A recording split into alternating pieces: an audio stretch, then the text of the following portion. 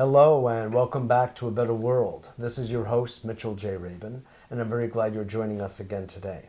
Today we're going to have another very interesting show, continuing, of course, on the theme of creating a better world and knowing that the greatest change starts at home with ourselves, and that's the way to actually create a better world. We have invited onto our show today really one of my favorite guys, and that is Joe Dispenza, the author of Breaking the Habit of Being Yourself.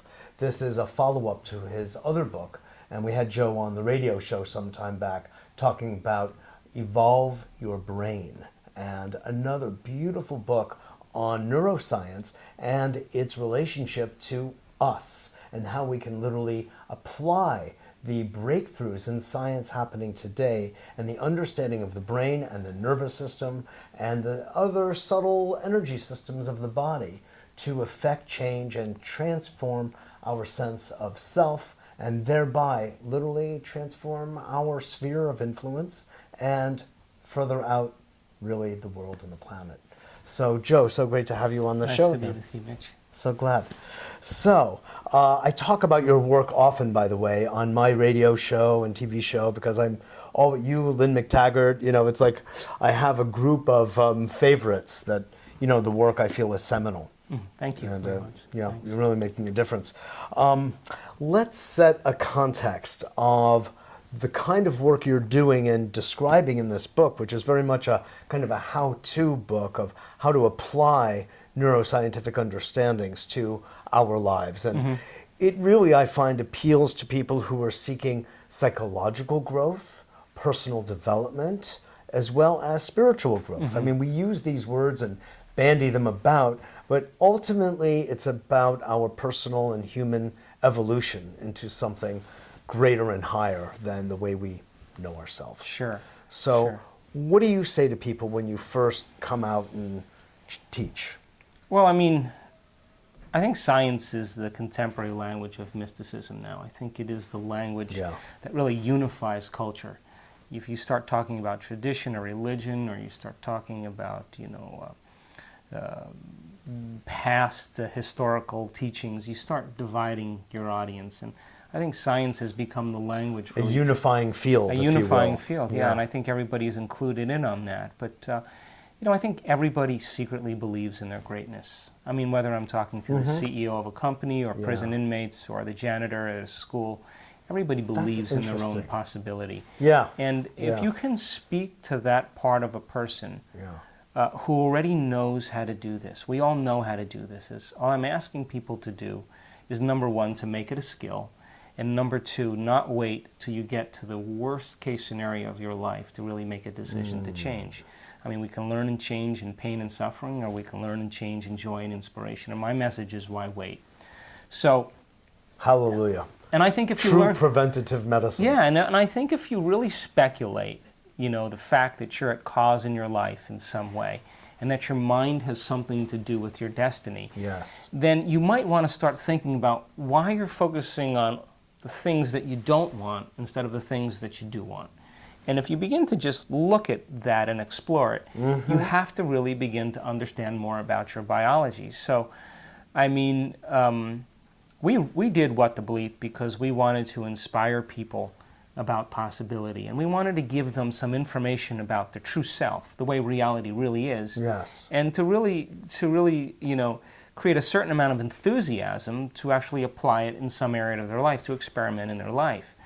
So for me, I think that when I wrote Evolve and did What the Bleep, this is the time where I was really studying spontaneous remissions of disease. What were the common things that people had in common? And when I began to realize what those common things were, and we wrote Evolve, the next question was, okay, now that we understand what it is, can we teach it? Can we reproduce it? Duplicate it. Exactly. So then we started teaching the workshops around the world, and all of a sudden, after 2 years, it took about 2 years, and all of a sudden we started seeing some very significant transformations in people's health. Well, it's very difficult to measure what's going on inside a person, right? But we can measure the effects of changes in consciousness. We can measure it in blood tests and scans and x-rays. We can measure it in certain markers that are objective tests. And we've seen people that were diagnosed with certain conditions and all of a sudden get better. So now the next question is, now that we know that that's possible, can we gain a certain amount of information of what's going on internally with the person to be able to demystify that process? So a lot of the advanced workshops that we're doing around the world now is we're bringing neuroscientists and physicists in to measure brainwave patterns during meditation. We're looking at the transformative experience. We're measuring when a person's energy field is enhanced when they're living in elevated states. We're measuring the energetic expression in the body. We're measuring fluctuations in the ambient field in the room. And when you're measuring, what is it that you're seeing? What is it that you see when you say someone is going through a transformative experience? Well, what's happening in the brain? That's about 2 bottles of wine and about a 4-hour conversation, but maybe we'll have it one day. Yeah, I would love to. But I mean, are you able to measure it in terms of, let's say, of course, I'd imagine brain coherence, heart coherence, and even alpha, theta, delta wave activity? Right. So we're measuring all of those things and the ratio between beta and alpha, the ratio between alpha and theta, the ratio between theta and delta. So the proportions. So we're seeing people actually move into deeper states of mind. We're measuring the amplitude of that coherence, the phase patterns of how orderly they are, and then how different compartments of the brain are starting to unify and begin to fire in tandem, hemisphere-wise. And so we're breaking new ground, because when you begin to see both brains, 2 halves of the brain firing in tandem, that level of unity, that level of wholeness is really a wholeness that's really reflected physiologically in the body as well. So we measure, we were looking for 7 core markers, and wow, we had an advanced event in Phoenix, and we saw some really, really amazing transformations in people. That's one thing. We also, there's sophisticated technology. Konstantin Korotkov, we were talking about earlier. He's a pioneer in the field of studying energy. And so we were measuring... He was on the show 15 years ago. Sure. Well, now he's got some really sophisticated instruments. Yeah. And we saw the fluctuations in the room, in the space of the room, when people were in a true state of creation. I mean, they were statistically significant, very, very strong correlations in the moment that wasn't measured any other time, along with changes in brainwave patterns that was happening subjectively. In other words, subjective mind was producing an effect in the objective space, and nobody was moving, everybody was sitting still. So we know then that was an energetic phenomenon. Yes. We also were measuring... All variables were being held constant. Right. Yeah. We're measuring the field around the person's body. There's an energetic field, and the sophisticated instrumentation out of Russia is an advanced piece of machinery, and we're seeing now people having very, very disruptive energy patterns all of a sudden producing very, very healthy and robust energetic patterns before and after the event. We've seen the measurements of the energy centers, or what people call the chakras. They are hormonal centers with plexuses of nerves. It's not a metaphysical thing, it's a physiological thing. So if you're thinking of thought, you produce neurotransmitters in your brain. That's what thought is, the product of nerve firing. That level of mind produces second type of ligands, chemicals called neuropeptides, made in the hypothalamus. Those are chemical messengers that signal the hormonal systems, and those hormonal systems activate different glands in these areas.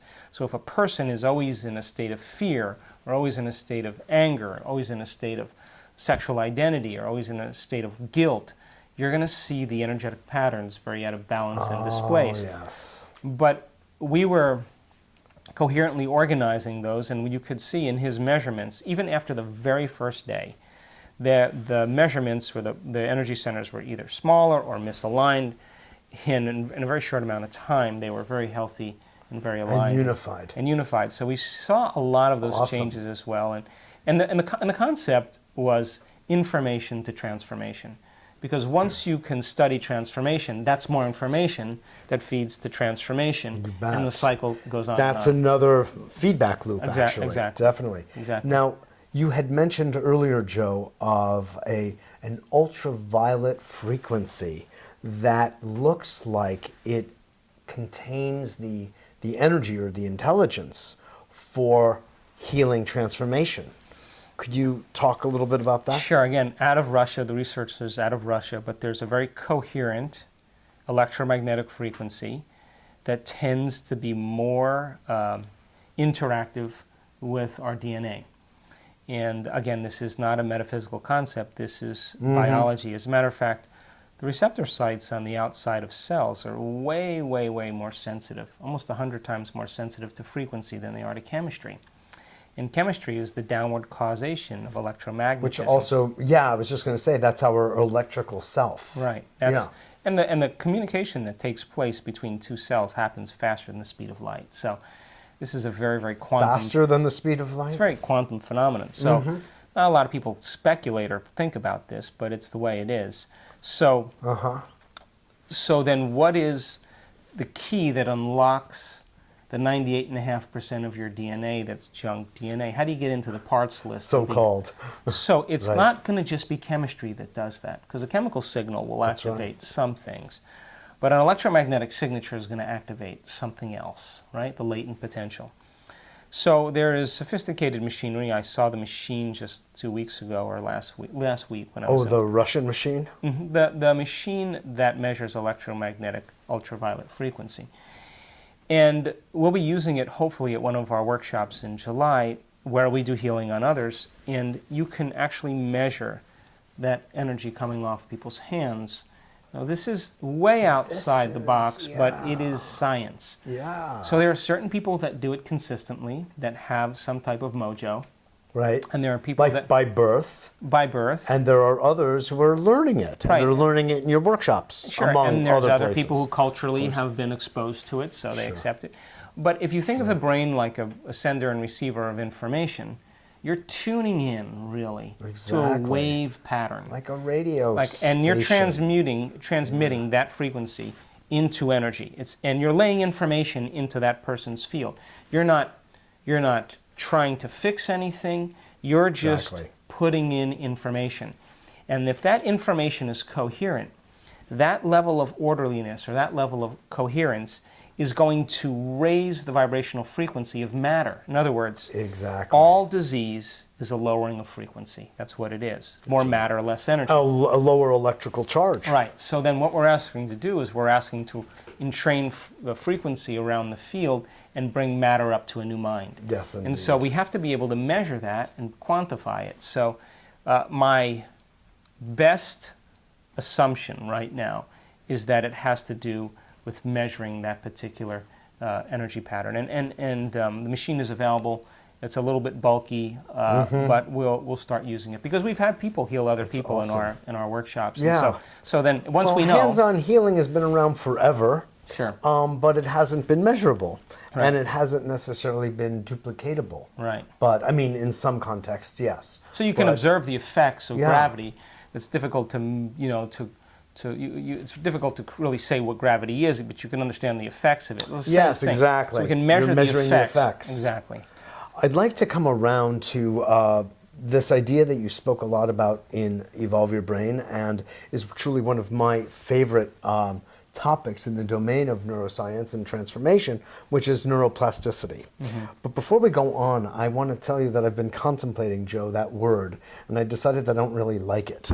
What I really like instead, because plastic has even though it means what it does, it has a different connotation as well. And I decided I wanted to change it to neuroresilience. Sure. Because that's the idea we're really, in a sense, going for. The fact is that the dendrites, the hard wiring, can change in the brain. And it's the hard wiring that has us continually repeating our patterns from the past and being identified with those behaviors, those attitudes, those reactions. And it's that we're seeking to become liberated from, which is the entire purport of spiritual practice, liberation. And it has so much to do with the liberation from that identity of self from the past. Sure. Here, of course, in breaking the habit of being yourself, is that's just another way of putting that. Could you talk about how you are helping people and sort of some of the results you're getting from moving from the current static state of genetic destiny, as you put it so well, to one of fulfilling a creative future of one's heart's desire, say. Sure. Well, I mean, neuroplasticity says that we're not hardwired to be a certain way for the rest of our lives, that we're marvels of adaptability. Do you like my new phrase, though? I do. Neuroresilience says that the brain physically changes as a result of learning new things, having new thoughts, making new choices, having new experiences, demonstrating new behaviors that create new emotional events, that your brain physically reorganizes itself to reflect a shift in consciousness or a shift in mind or a shift in energy, however you want to say it. Form follows function. Exactly. So then the brain, first of all, is not a solid piece of matter. It's like the consistency of a soft-boiled egg. It's 78% water and these gelatinous floating connections. And we show pictures of with electricity running through it. Yeah, we show pictures of that in our workshops because we want people to see how plastic it is. So, and you're not doomed by your genes to be a certain way either. That the new research in epigenetics says that you can signal new genes in new ways. As a matter of fact, thousands of different variations on the same gene, which was unheard of just 30 years ago. Interesting. But here's the idea, though. The idea is that your personality creates your personal reality. That's it. And your personality is made up of how you think, how you act, and how you feel. So the present personality today who's watching this show has created their present personal reality called their life. Which means then if you wanted to create a new personal reality, a new life, then you have to start examining the thoughts you've been thinking and decide if you want to keep putting your energy behind them or change them. You have to begin to pay attention to the habits and behaviors that have become so hardwired and begin to decide if those behaviors are part of a future. And then you have to look at the emotions from your past that you've memorized that keep you living in the past. And do you want to transmute those emotions then to an elevated emotion now to drive you to a new future? So I think that most people try to create a new personal reality as the same personality. And it doesn't work. We literally have to become somebody else. So then this model of our choosing in this time. Absolutely. At this point. So then our biology distinct from inherited. Right. Your inheritance is the starting point. It's not the end. It's the starting point. Yes. You're dealt this hand. That's right. And now you got to transmute it into something else. And some of it's a very good thing. Well, yeah, take what some you want. Some of the programming is excellent. Absolutely. Yeah. So then our biology then is a reflection of our mind. So if you're thinking the same way, nerve cells that fire together wire together. You begin to fire and wire the circuits that begin to develop a long-term relationship. If your behaviors are so predictable and so familiar that your body's memorized it better than your conscious mind, that's a habit. So then 95% of who you are is a set of memorized behaviors where you're walking around unconscious most of the day because you're turning on certain programs so that you can get from point A to point B, and you're not thinking about it. It's and you're getting triggered by your environment. And then the environment begins to stimulate and activate different emotions in you, and then you react emotionally equal to your environment, and those emotions really keep you stuck in the past. So those emotions then from the environment signal the same genes in the same way, and now you're headed for your genetic destiny. So then to change then is to be greater than your environment, to be greater than the hardwired programs that are stored in the body. The body no longer being the mind then is to transcend the body, and to change is to be greater than time. And if we can get beyond our bodies, get beyond our environment, and get beyond time, then we certainly will begin to reorganize our chemistry, our genetics, according to our circuitry. conscious choicing. Exactly. Until you keep doing it enough till you become unconsciously compassionate, till you become unconsciously wealthy, that you become unconsciously abundant, that you become unconsciously because you've healthy. Automated the new self. Because you reprogram the new self. You can be innately a great leader because you've practiced it so many times that you don't even think about it any longer. So instead of being a victim and complaining and blaming and making excuses and feeling sorry for yourself, now you're demonstrating the qualities of a leader. Uncompromising, clear, committed, compassionate, adaptable, vulnerable, all the qualities that make a great leader. You can program that into the system if you know how to do it. You know, in ancient Vedic teachings, there's this idea that the universe is essentially a mirror of ourselves. As we think, so it will be. So what I hear you saying is that same phenomenon is very true. So therefore, choose carefully what it is you want to have reflected back to you in your environment, that feedback loop, a cosmic feedback loop, if you will. Sure. Because what you're putting out, you're literally getting back. And that's something I think people kind of miss along the way. We all miss that.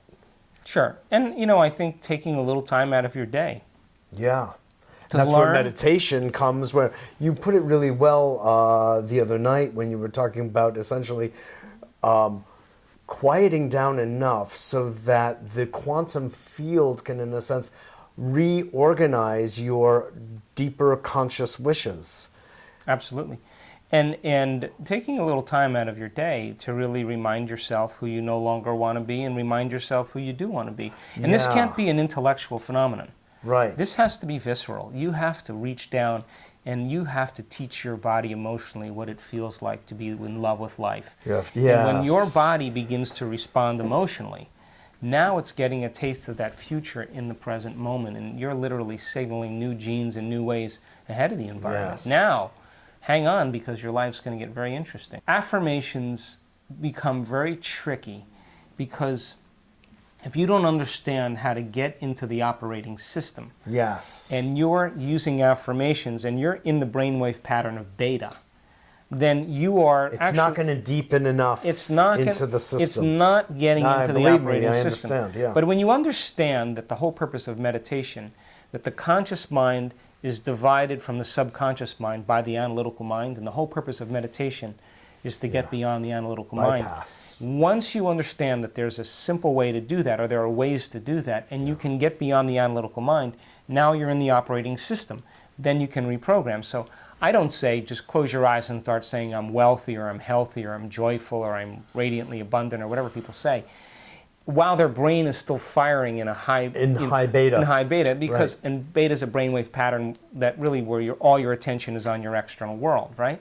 If you don't understand how to change that into another state, then you're just knocking on the door and no one's home. You got to open the door first. You got to walk through the door, and then you use language if that's your choice, or you rehearse if that's your choice. The idea is that you're embodying this new beingness. In other words, you don't get up as the same person who sat down. Right, exactly. Now, talk about such. You mentioned the other night also this awesome story that happened, I think, in your Arizona workshop, where a fellow came in with a tumor on his leg. And could you tell that story? Sure. I mean, there was a man that had seen What the Bleep and had come to one of our workshops. Mm-hmm. And he was on an elevator getting ready to go to work, and there was a dermatologist standing next to him on the elevator, and he kind of looked over at him and he said, hey, step off the elevator with me. And so this guy stepped off the elevator and he said, you know, that's cancer on your face. He said, I'm right down the hall here. Come with me. So he took this guy down the hall. They set up an appointment. Long story short, they froze it, they cut it out, and they radiated it. 3 months later, it shows up on his neck, a little bit bigger. He goes back, cut it out, they freeze it, they cut it out, they radiate it. 3 months later, it shows up on his side, bigger. So he goes, they freeze it, they cut it out, they radiate it. Now this is over the course of 9 months to a year, and all of a sudden it shows up on his calf the size of an apricot. And this guy was simple enough because he's read, you know, some books similar to mine, he read my books, saw What the Bleep. Mm-hmm. And he come to the workshops, he asked himself this simple question. Now, what is this marble rolling around in my brain that keeps creating this condition? That's what he said. He sat down and he thought about it, and he said, you know what I'm going to do? I'm going to retreat from my life. And so he packed up his bags and he took his wife and they went down to Rosarito Beach in Mexico, and he sat on the beach every day. And he said, certainly there's some emotion that keeps signaling the same gene in the same way, and I got to look at it. And every day he'd go out there, and all of a sudden he realized that he's lived his entire last 30 years of his life in a state of resentment. He's resented his parents, he's resented his wife, he's resented everything in his life. And it was resentment that was signaling the gene. So then he did something really brilliant. He said, when I feel this emotion, how do I think? And he sat there and he wrote down every single thought that he could think of that was connected, that was driven by corresponded to the that emotion. And he became so familiar with those thoughts that he would never let any of those thoughts slip by his awareness again. In other words, he was becoming conscious of those unconscious thoughts. Right. And every day he reviewed them. Second day he said, how do I act when I feel resentment? What are my unconscious habits? And all of a sudden, he begins to become conscious of how he behaves. And he starts writing all of those down. He commits that to memory and he reminds himself who he no longer wants to be. He's going into the operating system of the subconscious. He's bringing it to his conscious awareness and he's making changes. Then he says, what other emotions do I feel, the third or fourth day, when I'm resentful? And then he says, I'm judgmental, I'm angry, I'm impatient. And he begins to observe himself in his life being that. Now, here's the key. The moment you're observing the self, it means you're no longer the self, but you're the consciousness observing the self. You're outside that box. And you begin to pull outside the program and you begin to objectify the subjective mind. And what he was doing was he was no longer firing and no longer wiring and no longer signaling the same gene. He was going into stasis. And right around the fifth day of going over the old self and the denaturing it, all of a sudden he starts getting really happy. Of course, his body's being freed from the chains of those emotional addictions and the hardwired program. So the body is no longer in the past.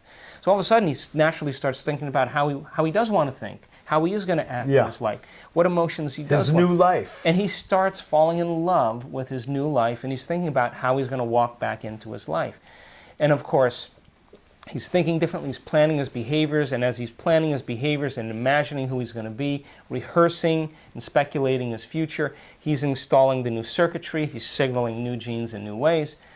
10 days later, he turns back to his life, and on the day of his surgery, he's in the shower washing his hair, and he looks down at his leg, and the tumor literally fell off his leg. And he picked it up, he put it in a little plastic bag, and he called the doctor. He said, what do I do with this? And they said, bring it in, we want to see.